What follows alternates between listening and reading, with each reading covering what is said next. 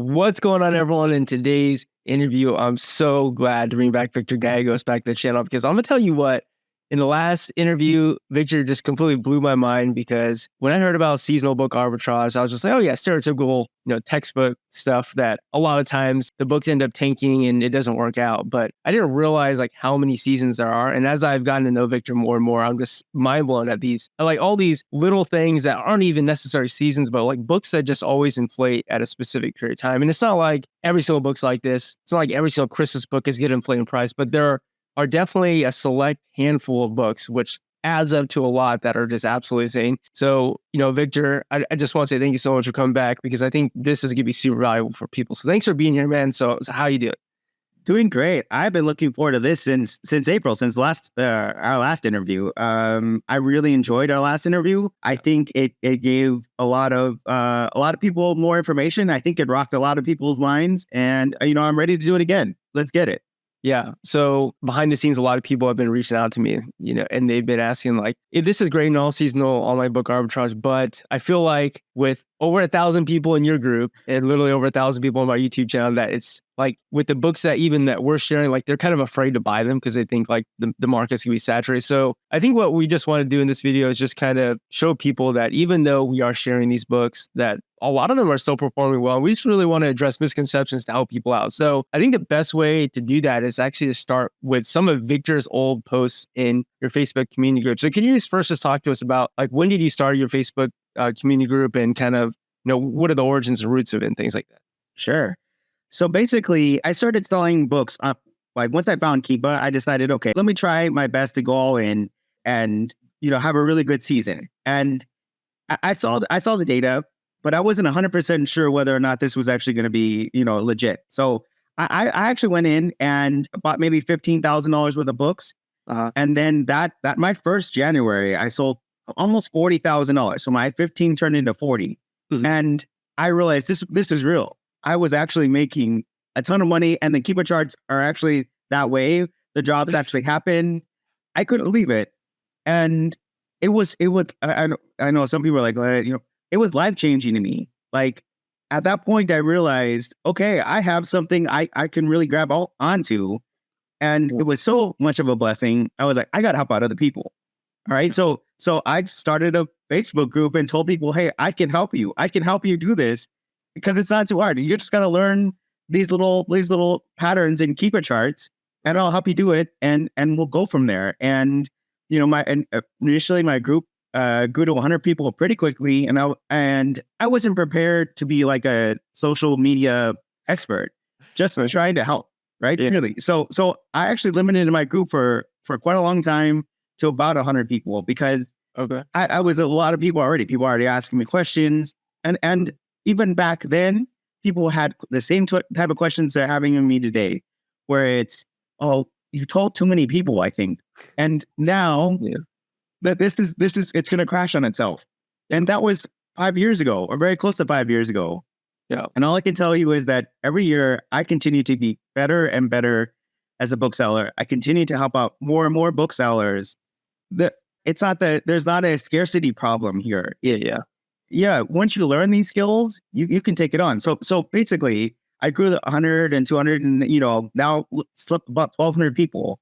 And each book I recommend, which I recommend books all the time. I go and post books. It's crazy, guys. If you're in your Facebook group, literally, Victor just posts books every day. I'm like, Victor, you're giving away the gold, but obviously it doesn't really matter because you're still selling the books. And I hold myself accountable. After that, I go back after the season. And I post that book again. Hey guys, I posted this book on May 12th. Where is it? Oh, and I very rarely miss. And so just for clarification, there's 1,200 people that I posted this book to. They all can have it. They all go and buy it as many as they want. Yeah. And then still the season happens and it still pops because like there's still demand. There's still people wanting that book. And so one of the books I post and things like that, I'm very confident in those books that have that happen. And I've had that same type of success for almost 5 years now. So anyway. Very cool. So we're actually going to dive into some of those books. So we're going to even go into Victor's Facebook group and actually look at some of the posts he made from years ago. Okay. And if you want to join Victor's group, Victor, you're not charging anyone anything. Right? No, it's been free since day one. So Right. it's my way of giving back. So yeah, and I mean that's gonna be linked down in the description. So make sure you do that because there's so much value information. And one thing that you do want to do is make sure you go back and look at a whole bunch of old posts because Victor's posted so many books that you can go back and look at. We'll look at some here in a second. But what I first want to do is actually take a look at a high school book that we discussed in our interview the first time around. So Victor, can you see my screen here? I can see your screen. Okay, so this is a high school book that I'll actually link below. So in our podcast interview round number 1, I'll actually link it below at the correct timestamp when you brought up this book. And remember, we interviewed back in April, I believe, right? Exactly. Yeah. Okay, and so April of this year would have been right between this time. I think the price of this book was right around like $20 to $25, somewhere in there. This is March, April, somewhere right around here, right? It might have even been $21 right there. And if we just expand all the historical data of this book on Keep, I mean, Victor, what are we seeing with this book? Use price every single August. I think you just set me up. But yeah, basically it's the same exact repeatable patterns here. It goes up every August, every March, April, May, it dives. So you buy it then and sell it during August and September. Yep. So, I mean, if we look at the previous August, September, this book got up to basically $100, had multiple sales rank drops, right? And again, we interviewed together back here in, this would have been April, right? Right. And what's actually interesting is, I don't know the exact day, it might have been this day here, but clearly there was a little bit of a dip in the offer count. So clearly some people bought the book after that interview went live. Really not that much of a change in offer count, but what are we noticing about this textbook season now? Well, I mean, as planned, as expected, as it's happened every year since I've started the group, this book spikes and it spiked to $90. Yep. So if you, and I don't know, you can go back to look at that video, right? In the video, I basically told you guys, please buy this book. Just go buy the book. And a ton of people did. And you could have bought this book for $25 in May, right? In March or not April. I mean, when we shot an episode, you could have bought it for $25. Right. Yeah. And now it's $90. It's in the middle of August. Right now it's like $75. What's actually really interesting about it is that in the middle of August, for a couple of days, the buy box use price disappeared. So it might have even been that all of the FBA buy box went away. Yeah. Yeah. So literally for 3 days during the absolute best time to sell this book, there were no prime sellers on this listing, which is just absolutely insane. And then now it looks like the buy box prices maybe right around, I guess it's $70 prime now, which still is a great return. I mean, buy for 25, sell for 70. Yeah, put that in your return on investment. See, buy for 25. I mean, that's 100% ROI per book. And I guarantee you, there's some people who bought tons and tons of this book. I mean, you can see periods of time where offer count just dropped off a cliff. I mean, not dropped off a cliff, but people bought multiple offers, right? Yeah. I mean, like right here, someone went from 67 offer count to 60. So someone bought multiple copies. Victor, let me tell you something. I didn't even buy this book. So I know you're like, Joe. Oh no, Joji, you interviewed me? Yeah, I don't know what happened. I think I forgot about this book. If that brings you to another point, is that just because a few thousand people hear about a book that they should buy, it doesn't mean everyone's going to buy it. Even Joji, the guy who has a YouTube channel about selling books, didn't even buy the book. So that's another thing, is like not everyone who even sees the book is actually going to buy it. And I don't know why I didn't buy it. I don't know. Maybe I just forgot or something. I don't know how, but I'm sorry. And you know what's wild about this? It's not even the top 10 book for me. It's a top 20 book, but it's not a top 10 book. And it still pops like that. Seasonal books like this, you can really hang your hat on them.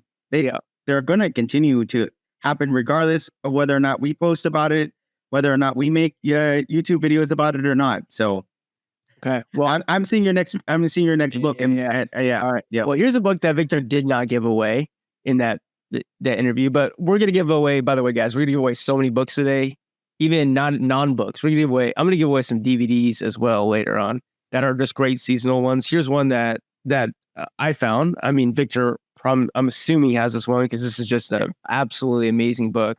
Yeah, this is a book that you can see I bought here back on May 7th. I mean, you can see at the price, when I bought this was right around $20. And you can see what happened this year, just like all the previous years. And what's crazy about this book is, I kind of wanted to follow your advice, Victor, and not like buy too many, and maybe we can delve into that a little bit more about how we determine how many we should be buying based upon the data that we're looking at. But I believe I only bought 3 of these books, and I basically sold them all immediately for like $80. And I bought them all for like right around like $20. So this is a awesome book. I would bet that this is going to be a great book years in the future. And also, by the way, this book also has a teacher's edition as well that does really well. But can you just talk a little bit about, like, if let's say you're looking at a book like this, Victor, how would you go about determining how many you should be buying? Sure. So we're not done with this season, so I can't necessarily give you how many we should buy for the next season because it's still technically almost at the end of it. But it's good to. So let's look at the last season. Let's look at the last season. I'll expand out. What I do is I look at the main part, like the main selling season of that book. And so this is the high school book. So the main selling season of that book is July and August, right? So we kind of zone in, kind of look at that part and look at the spike of that. Okay, we're like, all right, this is a ton of sales. This is pretty substantial. This is a really popular banging high school book. Yeah, that's a great one. I would say that a book like this, you can go very high. I would feel comfortable between, and this is abnormal, so don't think every high school book's this way, but maybe 15 to, at the max is 20. So I would probably buy maybe 15, 18 books of this particular book. But that is the max probably of any high school book. It's just a really, really popular. Yeah, exactly. I mean, you can see even this, like, starting here back in July 10th, off count is 83. Now it's 19. So for those of you who are a little bit newer, this black line on the bottom, which is called used offer count, it simply just means how many people are offering the item in use condition. It's not, though, this is really important, it's not the stock quantity. It's not the total number of copies. It's just the number of sellers. So what you can see is that, basically the number of sellers went from 80 all the way down to 20. And that's over like a 1 month period. And so, Victor, how likely is it that of those 60 people who went off the listing, how likely is it that a lot of those individual sellers have like multiple books in stock? Oh, quite a bit. There's a lot of sellers who have more than one in stock. If you think like of a major sellers, some of these sellers have 5 to 10 copies of them. Right. Yep. Okay. I think we did high school textbook season pretty good. I mean, those are just 2 books. There's probably plenty of examples of high school books that you had posted. And I know we didn't talk about this particular book, but in my group, I posted this multiple times. This is a great book. I posted it over and over and over again. And it continues to do its same pattern.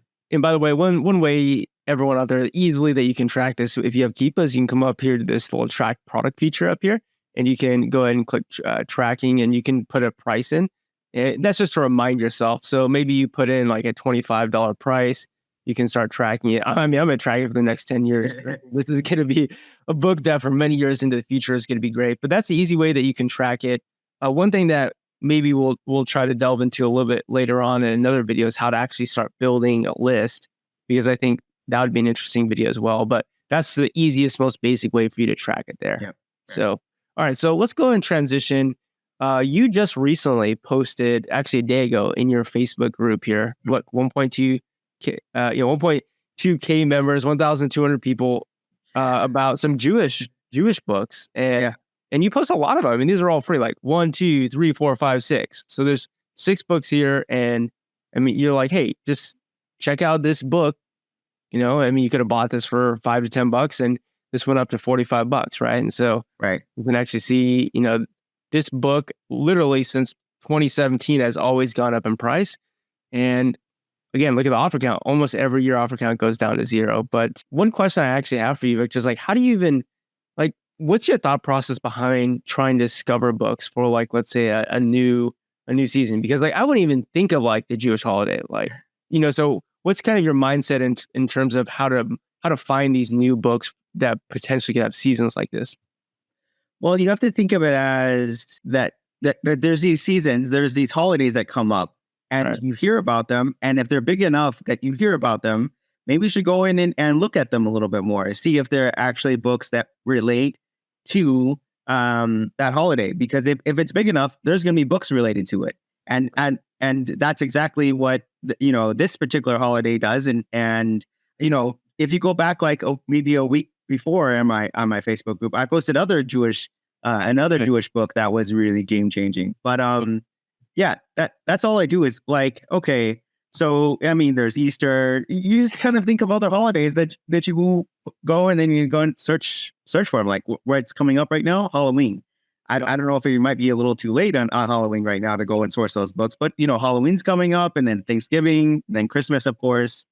So yeah, I've actually interestingly bought some books on Halloween. I've actually sold my first Halloween book a couple of days ago for my target price months before Halloween, a couple months before Halloween. So that's pretty cool.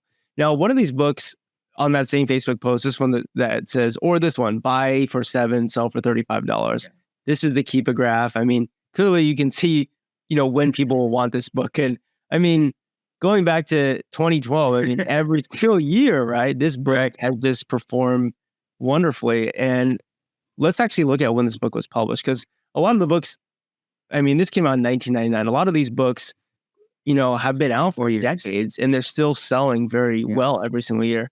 But what I kind of want to address with this book here is, I know, again, a lot of people get in that mindset of the listings can be saturated. Like you're sharing this with 1,000 people. Like right now, you just shared this with 1,200 people. Now we're making this YouTube video about it, which I don't know, might get a few hundred views, maybe up to 1,000 views. Like our first interview got 1,400 views. Like there's a lot of people looking at what we're doing, like what we're posting. But I think one thing that's really important to look at is the difference between offer count and stock quantity, like the actual number of books that are there available for sale versus the number of sellers.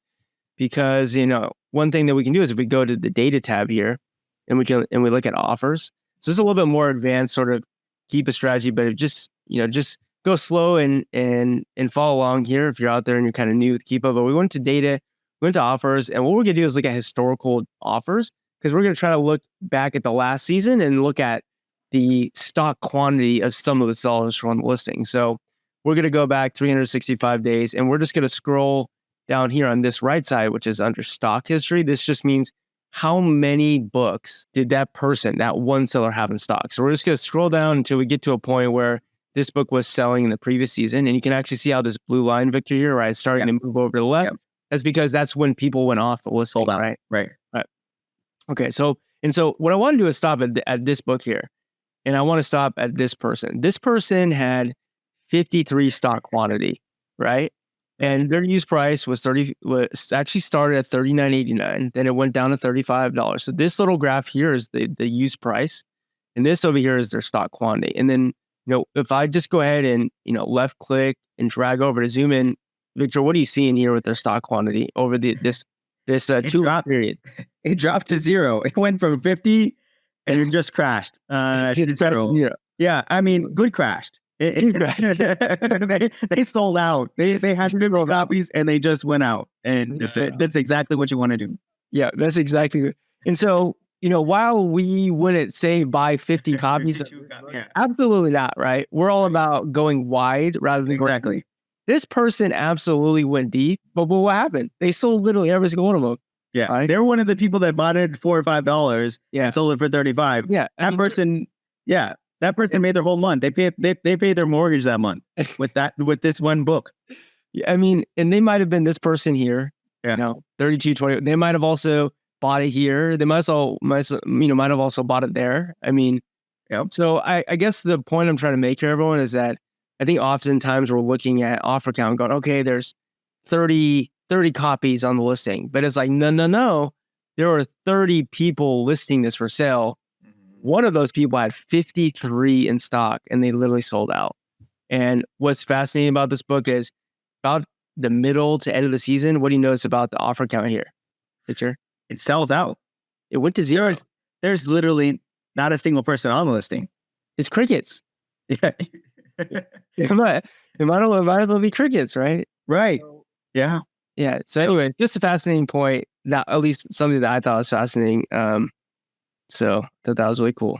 No, Okay. it's a good point to bring up. There, you're going to sell your books. I mean, it went to zero. I don't know if the year before it did, but it does that very often. Seasonal books do that because people aren't prepared for the amount of demand that hits in the middle of March and April, particularly for this book. Yeah, I mean, we look at 2020 got the offer count of 1, offer count of 0 here. Here, actually, it kind of rebounded, went back down, went back down. And, there's even potentially sells or drops as high as 74. So, again, this is a book what would you say? How deep would you go on a book like this as well? Again, it's about going wide, right? So this is not like that high school book, right? So I would probably 2, maybe 3 copies of this book. Did you guys hear that? Victor said he'd buy 2 or 3 copies of a book that we just saw someone go from stock quantity 53 to 0, right? Which is pretty crazy. And by the way, this is a book that Victor did post. And look, I mean, we're not going to lie and say people don't buy. Obviously, you're posting that information for free. People bought. When you posted, offer count went from 29 down to 20. So 9 offers went off the listing. Maybe some of those had multiple, offers. But I would highly doubt more than 30 books were bought. And we saw with one seller of the 30 people who were on this listing, right, had 50. So I'm just saying that I think this is a book that's going to do great this year. Even, despite the fact that you actually posted to so many people, right? Right. And you know what? I do this all the time. Next March, I'm going to go post this book. And I'm like, you should have bought this book. I don't know why you didn't. I do that I do that to all the books. I go back and hold myself accountable. And like I said, I am very close to 100% in the books I post. Yeah, very cool. Just everyone, seasonal books just hit. Yeah, everyone go buy this book, $5.80 right now. Or you can, it did just increase in price by $1. So if you want to wait, I mean, Victor, when do they buy this book? Can they buy? Do they have to buy it now, or could they wait also? September, October, November. Yeah. I think for the next 5 months, anytime it's $5, it's a good time. It's $5. You got an extra time. Go in, click, and buy the book. Basically, there isn't a particular day in there. It's just it's all basically around $5-6. Yeah, just buy it sometime when it's low.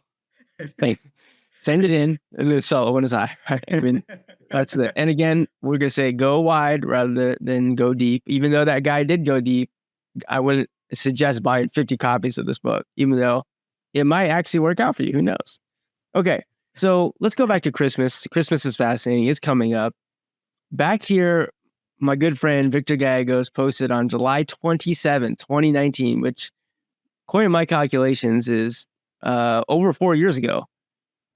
Said, hey, if you're still looking to purchase a book, shift your attention to Christmas books. Below are just a few examples. All are about $5. And this Christmas will go for over $40. So this is why I said go back into his Facebook group and look at previous posts. And let's actually just take this, keep it trying. Look at 2019. Victor, look how much data, look how long ago you posted that. You literally posted this in July 2019. So that is when you posted it right there. And I think back in 2019, you had a smaller crowd, but you've since grown to this. At that time, probably 300-400 people. 300, 400 people, right? Right. You posted this book, and I know, we're beating a dead horse here, but what happened? What was the next 3 or 4 years? It continued to produce. Every year, it's done that. And, and I know we're picking at one particular post, but I posted this book almost every year. I remind my group, Christmas is coming. Christmas is coming. That I do that in June and July. Hey guys, Christmas is coming. I know there's very few books left to source other ways, but Christmas, and here's this book. And so it continues to pop. You see that in December. That's 20, 30 sales almost a day. This 20,000 rank. That's an amazing book. It's an amazing book. This actually, I did start tracking this coincidentally right when we had our interview. This was $20. Actually, a couple of weeks after, it dipped down to about $5. I think I only bought 4 or 5 copies, but you will be happy to know, Victor, that even though it's not anywhere near Christmas, what do you think happened? You probably either sold it or the FBA price is probably spiked. One of the two. I probably sold it because I just saw the FBA price at $46. Okay, so we'll blur out this information here, but $7.07. I bought multiple copies of this. let's go down to Seller Amp and let's just check out orders here, Victor. Yeah. Let's just see what we got going on with this. I feel like you're setting me up. Like none of this is planned, so I have no idea what we're looking at. You have no idea. It's like, but what do you see here 1 month ago, Victor? People are just buying them. They're just happy. Oh, 2 copies. 2 copies. Don't buy who's buying 2 copies of this book. $84 3 weeks ago. 85, 42, 88, 42. And actually, Victor, I haven't even restocked. I literally bought 4 copies. They all sold out in August. Yeah. And you haven't restocked them? I haven't restocked them yet. I need to go back. You need to go back and restock them. But yeah, that's awesome. I wish I was more surprised, but I'm happy for you. So let's just go back here and let's just put that 707, 42. So per book, I made $18 profit. And that would be a 265% return. And look, the buy box right now is $46.95, which is it's just crazy, right? And by the way, this all happened. Look at this. What do you notice about that new price there? The new price just kind of stayed stable there at $31 or $30. I sold it for like 42 and you sold it much higher than the new price. And it's just because you can get it to them in 2 days. Somebody woke up in August and was like, I need a Christmas book. Yeah. I need it now. Yeah, look, delivery September 5th, return 7th, so it's like, people do definitely favor Prime shipping. And obviously on books that have way more sales velocity, there's way more eyes on it. There's more opportunities for someone to make that decision. But the point is, like, I'm selling this book that's a Christmas book for $42. You could buy a brand new Prime for $49. And, I'm selling it for more than what people are offering in new condition from a merchant seller. And like I said, I got to go restock this book because I know I'm kind of calling you out, but yeah, that's what. Yeah, no, not at all. I'm just, me, Victor. We've been busy. We've been hard at work, and we've been right. We have been, and we've been, yeah. Well, congratulations on buying that book. I'm happy it's hitting you. I'm happy you get it. You're like, yeah, I gotta buy. Every time we talk, you tell me I gotta go find more Christmas. I gotta go find more seasonal books. And exactly. All right, so everyone, you could go back and there's also a couple more books here as well that you could look at. A couple other Christmas books that Victor's posted, and here's just another one of them. A Story a Day Till Christmas. This book has literally since February been like $5, and every single year has just done well. Again, you posted this back in 2019. Every single year, Victor, this book has done well, and so I think it's time for us to say, we actually did team up right after we did our first interview because we wanted to put together a list of books for people who had difficulty finding these books. Because I don't know what you would think about this, Victor, but I think it's actually not that hard to find a decent number of them. But I think it's kind of hard to find a lot of the books. Like when you agree, like a lot of the books that are seasonal. What do you think? Oh, I agree with you. To find as many books as we both have takes quite a long time. It takes experience. It's taken me years to build up that type of Christmas list. And it's basically kind of running into some of them and then being like, okay, that's a really good Christmas book. Add this to the list. And, we kind of compiled a really awesome list together. Yeah. So basically what we're talking about is we made a list of 250 Christmas books. And if you're interested in that, like basically instead of showing you how to find them, we just said, here's the fish. Here's 250 books that we're flipping. Basically, and they are like, these are books that we're going to be flipping. So if you're interested in that, then that's linked down below for you as well. But with that said, I do have some other questions for you. So if you're a textbook seller like I am, you definitely have to watch out. Like one of the biggest things you have to watch out for is Rent2 on the listing, is Apex Media on the listing, is Rock City Books on the listing. Exactly. So I'm just curious, as you being someone who's done this for multiple years, like this is really my first year, like actually focusing heavily on it. Like, do you tend to see those sellers just absolutely tank prices because they come on with 1,000 or 100 in stock? Yeah. So, when you start this business, or when I started this business, you kind of look for the biggest challenges, your biggest reasons why you wouldn't succeed, right? And basically, Rent2 is a huge competitor. Apex and these mega sellers are your biggest nemesis. So, finding seasonal books is by far the best way to avoid those competitors.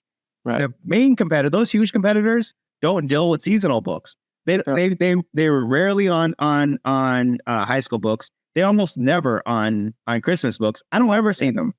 And so that is, that you got to understand that is a huge thing. You don't have to worry about them dropping 100 books on a listing. And that's why I can say confidently that those books will continue to spike, because those mega sellers won't show up last minute and have 100 copies of some book that was printed in the 80s, right? Because it's impossible. They're not going to go back to the printing press and ask for another 100 copies of it. So that is probably one of the biggest reasons, the biggest factors why I shifted a lot of my business to seasonal books, because I don't have to worry about that extra outside force. Yeah, and also like those big booksellers, mainly they source from like college campuses. They're like buyback companies, right? They're sourcing books that are, it's just not their business model to buy books for $5 and then try to flip them for 50, right? Right. So yeah, I mean, from all the books that I bought so far, I don't think I've ever seen Rent You, Apex Media, or Rock City Books, like at any of them. So that definitely is something that I think is good to clear up. The other question I have for you is, if you sell textbooks, something you do have to worry about are counterfeit textbooks. And, back in 2021, I had my account suspended for unknowingly selling counterfeit books, and that was an entire mess. But, I'm just curious, have you ever had like a textbook counterfeit claim, or like, have you ever had a counterfeit or a copyright infringement claim on any of the seasonal books that you sell? Yeah, it's the same type of thought process here, right? You take away all your competitor, you try to minimize your competitors and minimize your threats. And so the main threat in business in the book business is having a counterfeit claim. So what you can do is seasonal books they just don't have the counterfeit claims because they're not counterfeited. These books again were made and distributed probably way before counterfeit books were even a major thing. And so if you go to all the Christmas books, you can go and check them and our ways to track counterfeit books, but they're always come back that they're not counterfeit.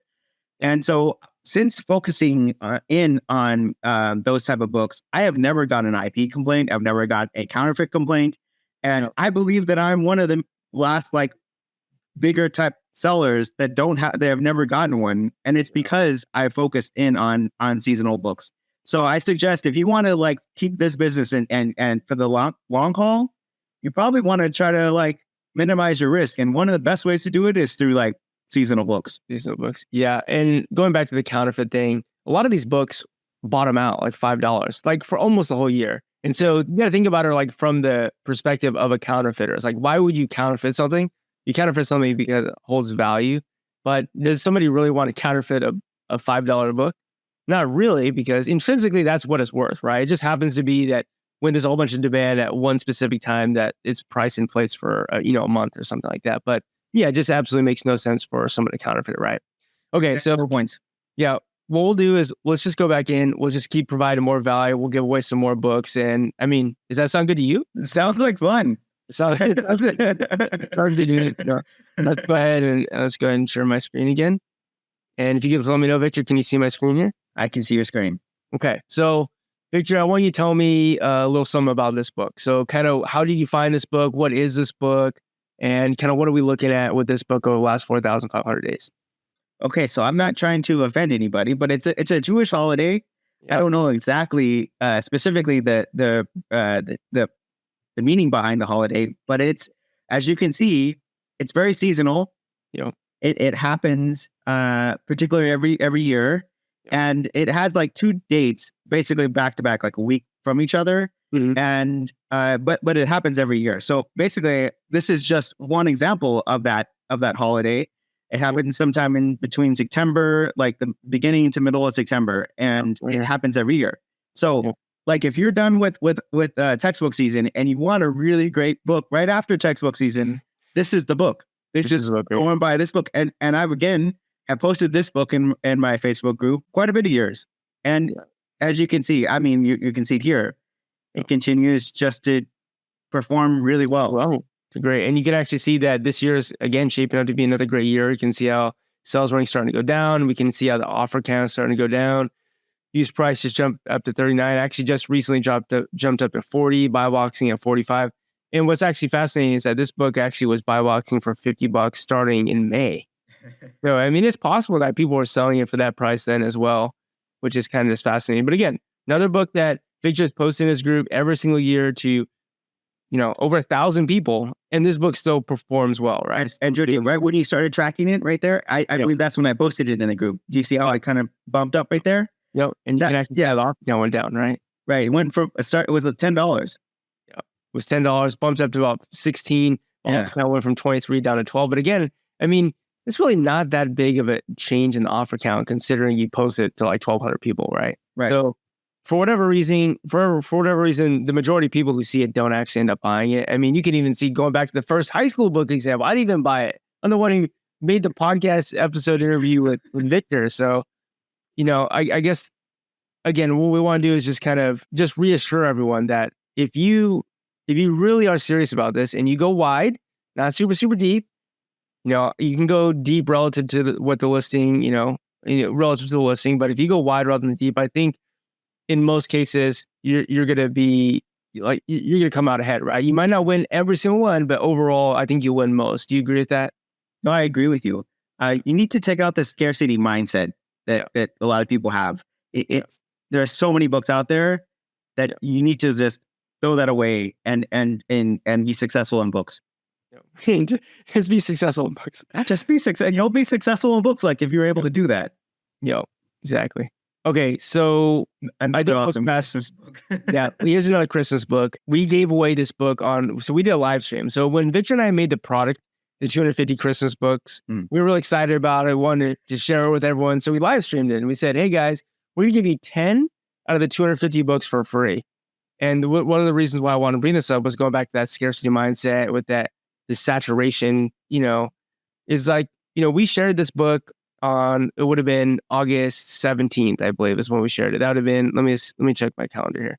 So we shared this on actually the 18th. That's when we live streamed. So this went live to a few hundred people and 1,000 people in Victor's Facebook group on August 18th. And you can actually see if we zoom into August 18th, at that point in time, the offer count was like 48. And the next day it's down to like 44. It's like literally the offer count changed by 4. And we shared this with a few hundred people live. We shared it with everyone in the Facebook group. And also everyone who did buy the list. By the way, if you did buy a list, awesome. You have some great books to buy for literally years and years in the future. But like that was available to everyone. And what do you think is going to happen with this book?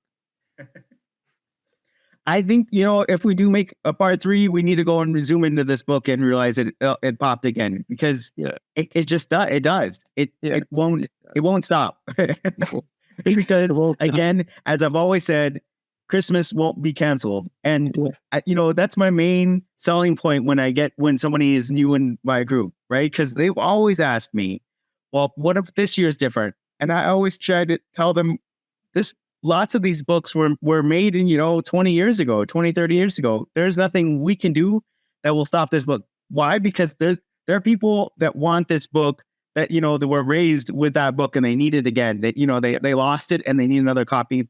There's a huge demand for these books based on this data. And you can be that confident because you can rest on the data that's here. And what's interesting is this book last year's buy boxing for $45 to $50. And right now, this book is sitting right around $10. I mean, you could probably buy it cheaper on eBay.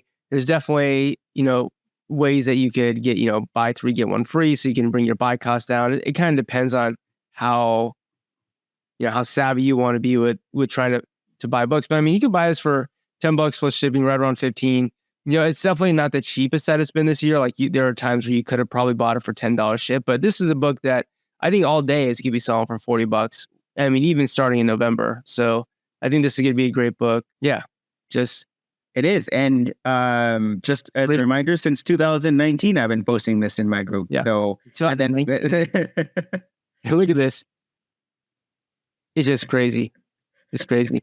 And I think one thing that we got to like zoom in, or like we got to zoom out a little bit. There's 1,200 people in your Facebook group. There's 1,000 people who might end up watching this video, but if you think about the entire United States, like the people buying this book, like there's hundreds and hundreds and hundreds of people buying. I mean, probably even thousands of people buying this book. And it's like we're such a small component of like the larger community of people who want this book that it makes sense that, yeah, I think this book is going to perform well in the future.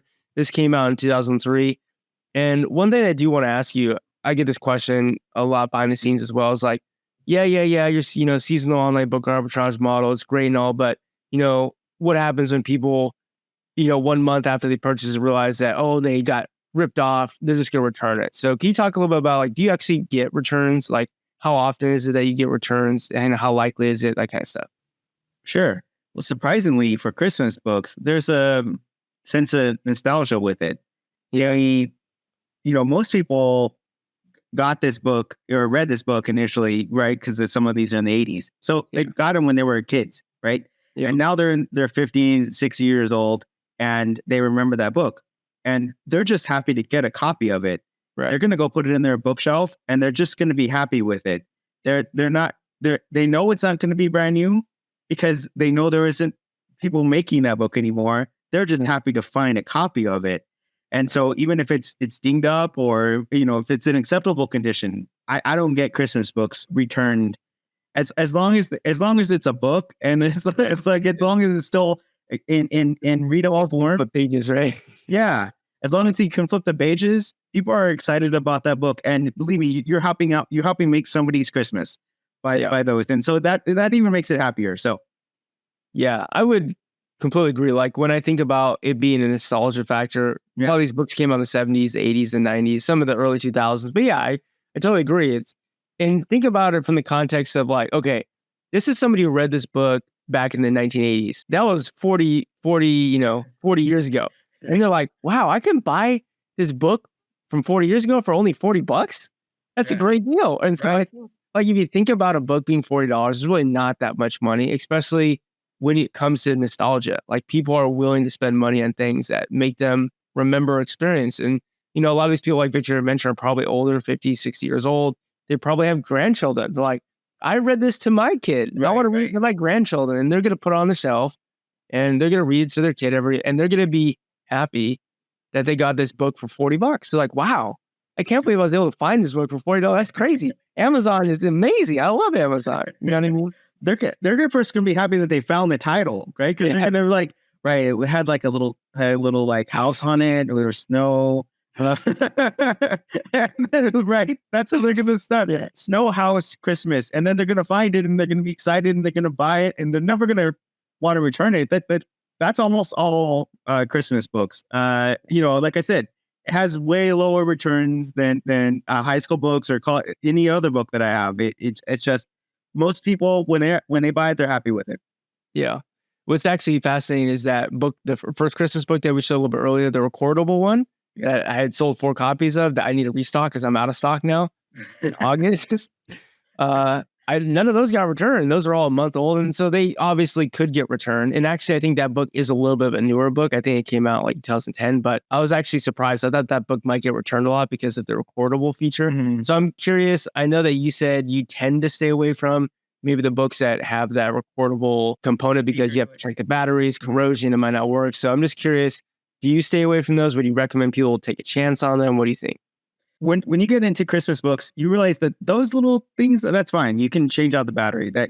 Somebody can do something small like that to make the book back to new or back to restore it.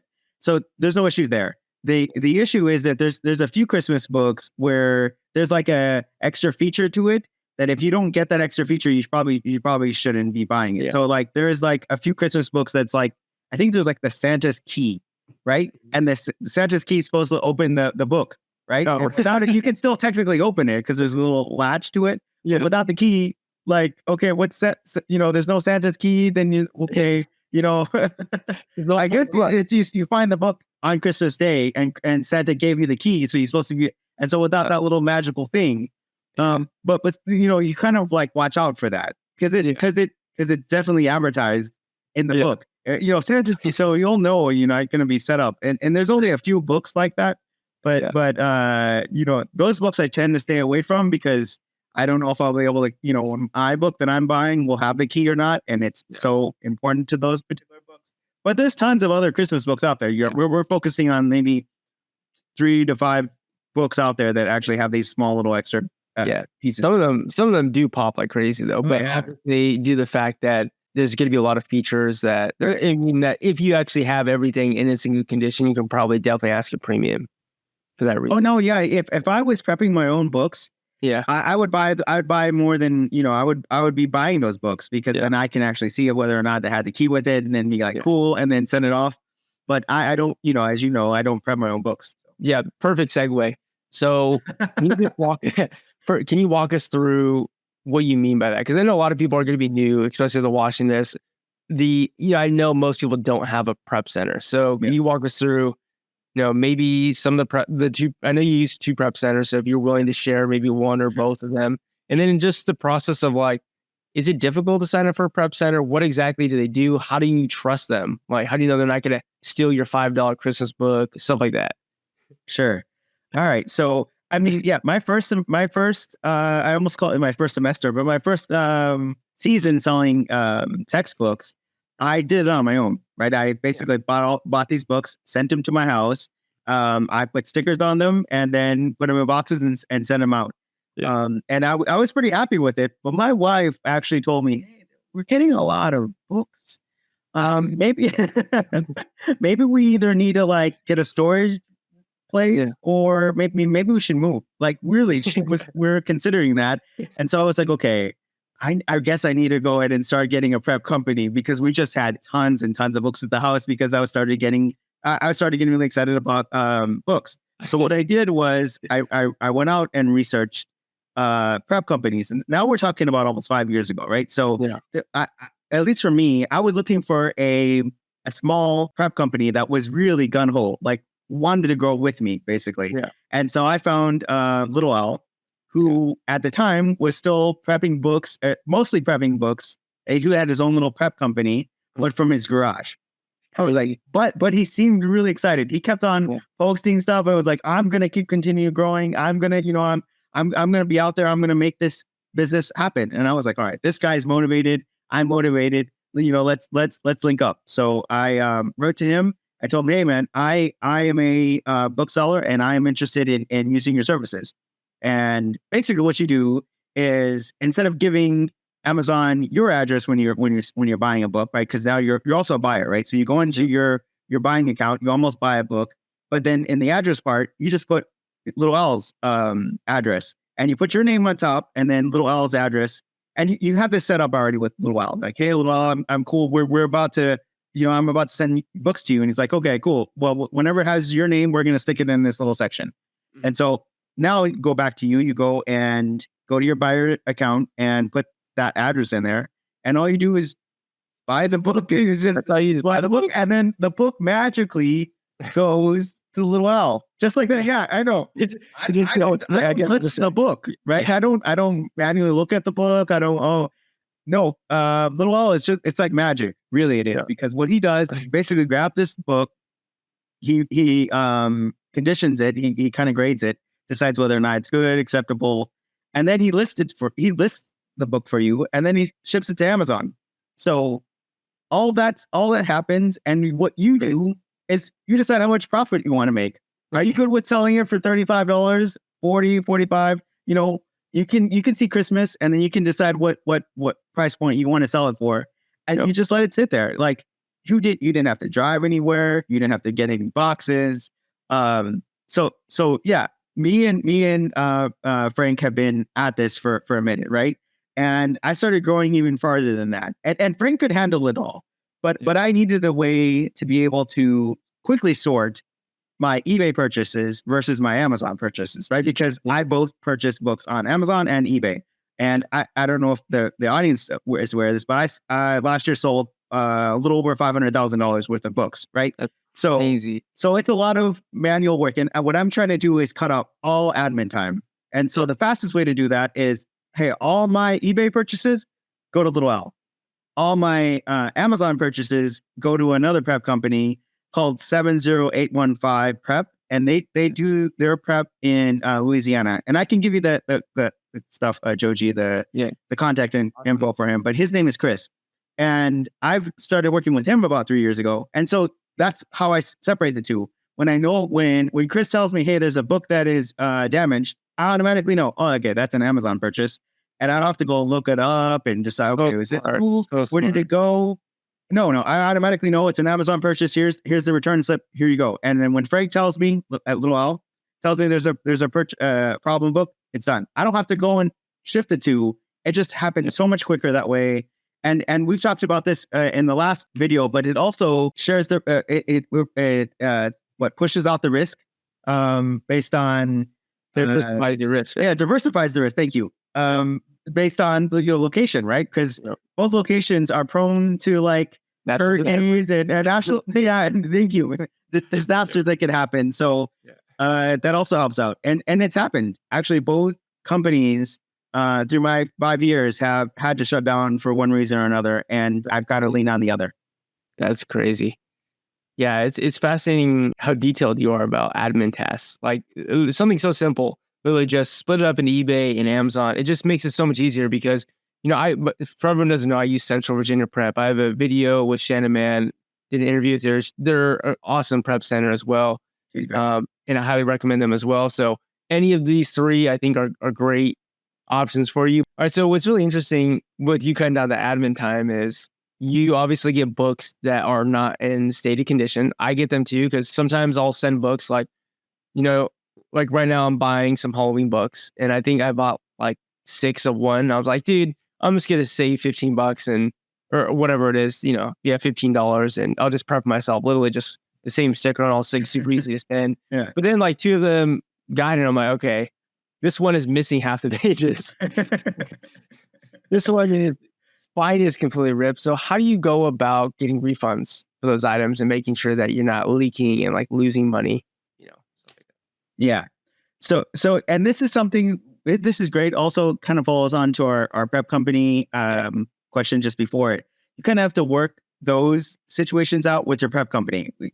For instance, Frank at Little L, when you have a problem, he'll let you know, hey, I found this book and it's below acceptable. Like page 65 is not here anymore. Right. Yeah. And I think it's important to have that book, and we can all agree, yes. Yeah. So basically, all you got to do is go to eBay, find that list. Well, for him, right? Because he's the eBay person. For me, go to eBay, find that where the listing was, and click on return. And sometimes on eBay they'll tell you, oh, well, this person doesn't accept returns. Actually, they all do if their purchase comes back not as promised, right? Not as described. So you just put in there, not as described, and then sometimes the seller's like, well, you got to send me a picture. Nope. You don't. All you got to do is tell them, I want to return this book, and they'll make that happen, because they know at the end of the day, eBay will force them to do it. So they'll accept it. Let's do it. On the Amazon side, if you're getting that same return, it's technically slightly a little bit easier. You go in and click on that you want to return this book, and it's mostly I don't. This isn't a hustle you should be doing, but.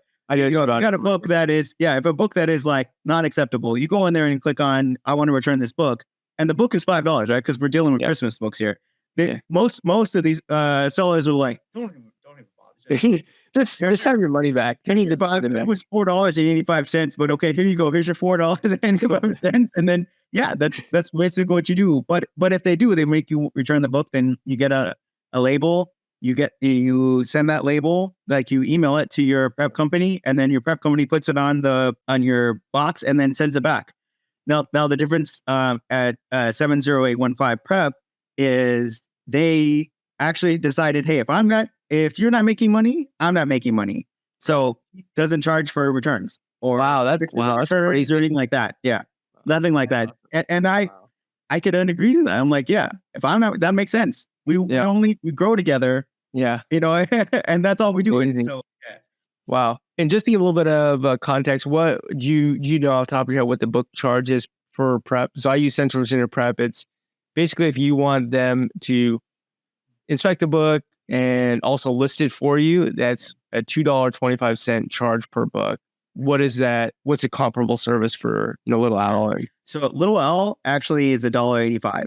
And I think Little L is at that price you have to think of him as almost like a manufacturing company. Right. He is able to spit out books all day long because he does all this other type of products, right? Right. He's out here doing he has a huge warehouse.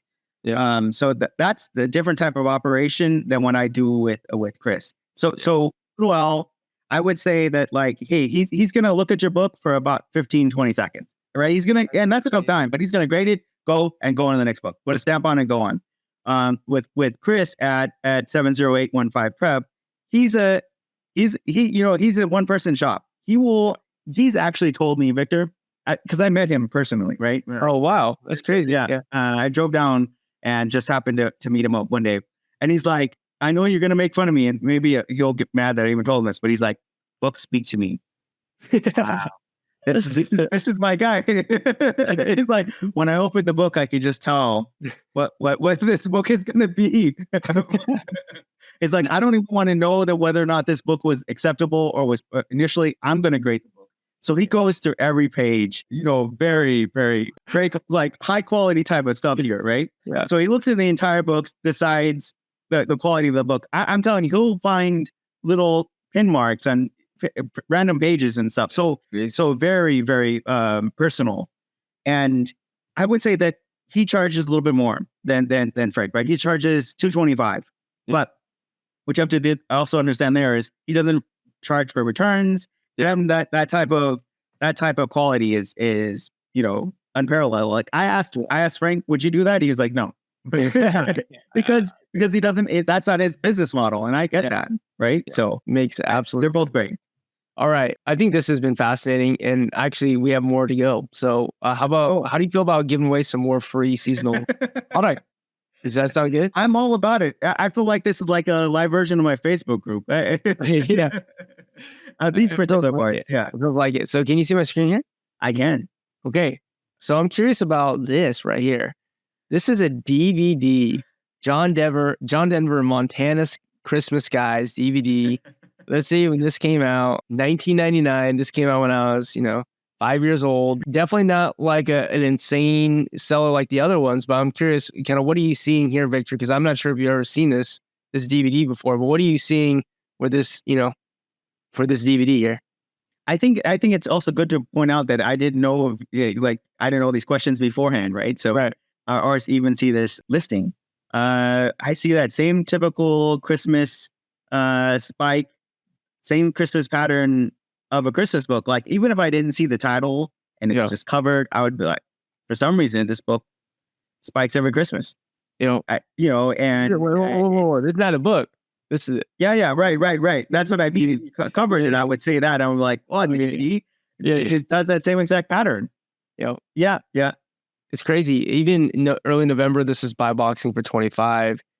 Late November, buy boxing for $36. And I mean, sales range drops up to $40. So this is something that is actually a little bit more expensive now because I did buy a couple copies and looks like other people bought a few copies of this as well. But I do want to experiment with DVDs just to see what it's like. I think I bought like 3 or 4 of these. And I think I'm going to try to sell them all for $29.99. And, if one sells, then probably raise the price up a little bit more. But I mean, this is something that, isn't, Christmas isn't only for books. Christmas is for everything, right? And it turns out that there's a lot of DVDs and CDs out there. So here's one that you can track. Unfortunately, it's not really, I wouldn't suggest buying it at this price. Maybe on eBay, you might be able to send an offer and get it for a little bit cheaper, but definitely, this is something that I would track for. So, yeah. So Victor, you had no idea, right, about this? No, I didn't. But I mean, I think it's also good to point out that DVDs are lighter, right? So it's not going to cost as much at BA Prep to send this book. Send this DVD in. And so even though the difference between the $6 and $29, on a book wouldn't be as that much, for a DVD is much higher. Yeah, so $6 and $29, you're making $11 profit.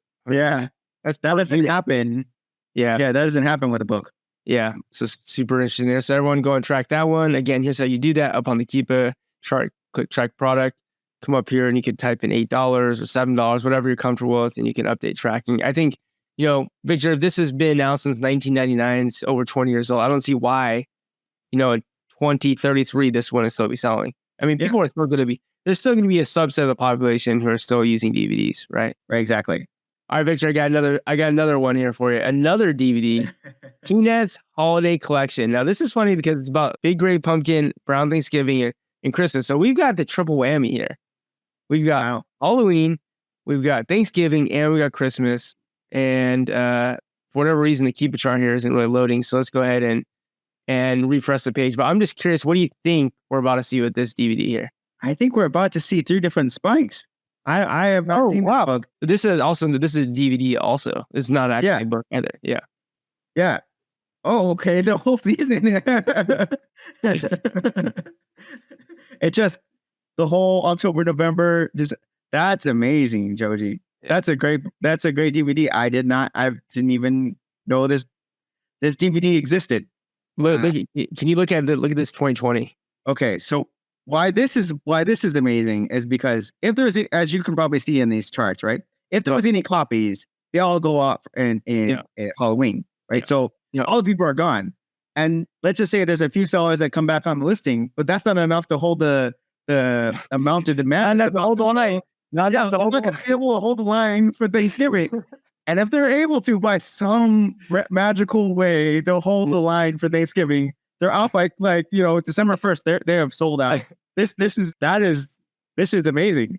Yeah. I need to get into DVDs for this particular DVD.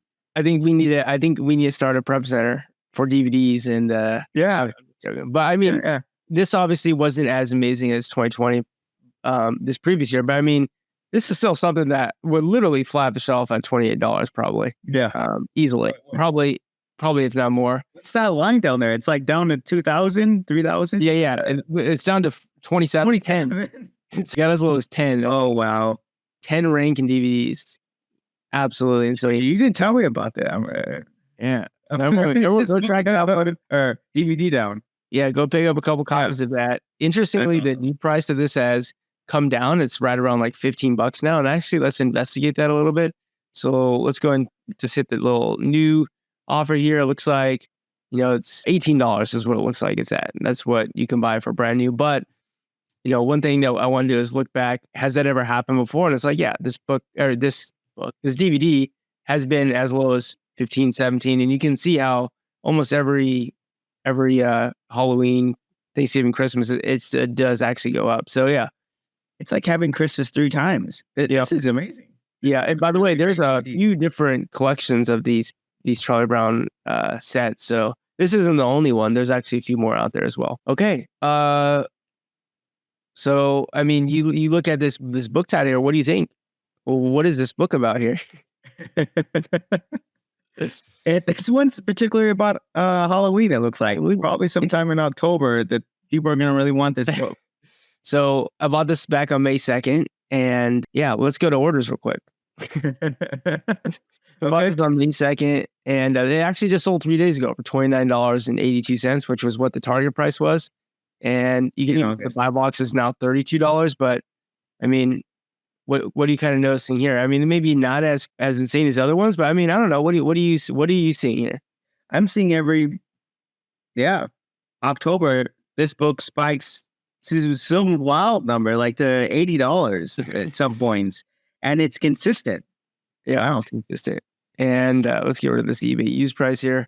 And I mean, it can go quite high. What's fascinating is that this is for Halloween, and again, we're looking at really low offer counts by the time of literally on October 1st. Offer counts 2, Victor, 2. There's like 2 people offering this for sale. And then by October 16th, which is probably when the general public starts thinking about Halloween and buying a drawing book or something, offer count is 0, right? Yeah. So, I mean, this is something I picked up back in May. So I paid $2 plus shipping, sold for $29.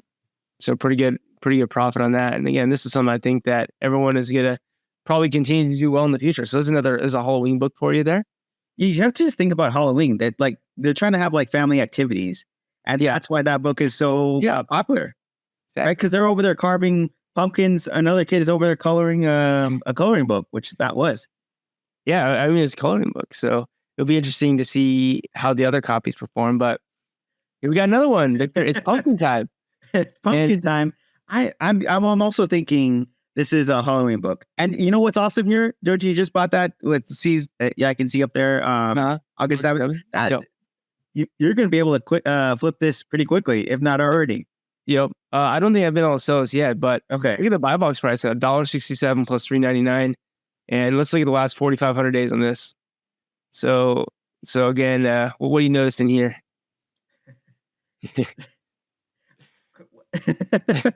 I was exact pattern. You see how it goes to really high, and then it just, it's amazing how every year it just drops. I mean, what's the highest used offer count? 60. It's been as high as like 80. Yeah. Yeah. And then it goes to like 10 or 20 every time. Like 10, every year. Yeah. So this is a book. And then it's $1 something. I would go buy let's go see how many of that book, maybe 5-6 copies of that book. I'd say for $1. Yeah. Do that. Go buy those books. I don't want to videos coming out, but if it's if it's before like the middle or the end of September, you need to go buy this book. Up to $20, and again, just the offer count takes a nosedive off. So there's another Halloween book that you guys can grab. Hopefully this video is out not too long. And the last one I thought we'd end on is just a little bit of Chipmunks. Why not? Well, Alvin and the Chipmunks. So here's another DVD. This one might not nearly be as great as the others, but the point is just to show you that these seasonal trends happen with CDs. I didn't even show you a CD. There's some CDs that are about CDs, DVDs, obviously books. That's what we're sellers of. I even bought a few vinyls as well. I'm gonna test them out, but yeah, I mean, I don't want to put Victor through the agony of the same question over and over again. But use price basically of this DVD always gets up to about $20. Yeah. You can buy it for like a couple bucks in the off season. So yeah, let's just come back here. And I don't know what else to say, man. I just really enjoy talking with you, Victor, because you're just a really genuine, smart, very intelligent guy. So much to offer the community and give to the community. And yeah, man, I just want to say thanks so much for being here. There'll definitely be a part 3, but I guess all I can say is, what are your sort of next steps here with seasonal books? Like, what are you gearing up for? What is it that you're buying now? Kind of now that we're almost at the end of high school textbook season, kind of what are you going to start shifting your focus to?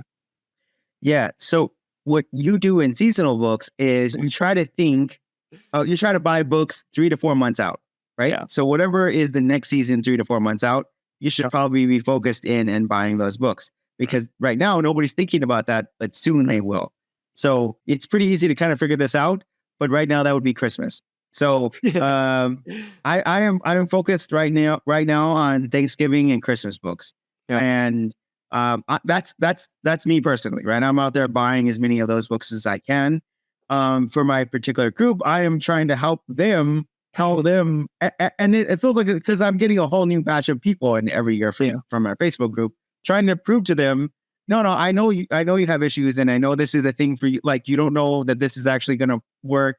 But go look at last year's, post and understand from the rest of the group that this is amazing, right? And so I work with people that way, just basically post back and forth, telling them to go buy these books. Yeah. And so I'm out here just trying to help out my Facebook group, and just continue to do books. It's just amazing, because I don't know. I know we're gonna do 360 in my whole room, in my whole house. I don't have books in here. Like there's no, I'm a huge bookseller, and I have no books in my house. It's amazing. It's a blessing. It really is. Yeah, it's very cool. Yeah, I guess all to say before we end is that if you guys wanted that list of 250 Christmas books down below, if you're interested, feel free to check that out. But otherwise, that's all we got for you guys. And if there's any way we can add value to you guys, whether that be on my YouTube channel, in Victor's Facebook group, his Facebook group is free. My YouTube channel is free. Hit us up. We will really genuinely do our best to help you out, because we want to see you succeed, because both of us want to give back. We both had tremendous success selling books on Amazon. It's been life-changing for me. Victor fired. So if you didn't know, he's financially independent, retired early. I mean, he fired before this, but it's nice that he can also still make money with a hobby, right? So I think we're just both really blessed. We want to give back. And by the way, everyone, before we leave, I know that Victor inside his Facebook group is also offering free classes. Like if you're more beginner, I think even intermediate, and those I believe are free. But Victor, can you just kind of give us a little bit of a rundown? Like, what are those classes? When are they happening? Things like that. Yeah, awesome. Thank you. Yeah, actually, twice a year, I try to put some classes together to help out the group, right? Where I'm going to come on live. I'm going to put them on, basically I record them under Google Meet. And so this time we're going to have our training session start on September 12th. And I already have it on my Facebook group. So basically you go in and sign up September 12th. I come in live and just basically train you guys from the beginning up, right? So we're starting from why books all the way to how to source books faster at the end of it all. So yeah, we have the first one September 12th. So yeah, if you guys are seeing this, go to my Facebook page and then to sign up. The classes are free. They've always been free. And, those are just there to help out the community. That said, that's all we got for you guys today. Victor, one last question. Will you be back here for part 3? Yes. I'll be back before part 3, whatever that is. I'm going to be ready for it. Okay. All right, guys. Hope you guys enjoyed the episode, and we'll see you guys next time. All right. Bye. Bye.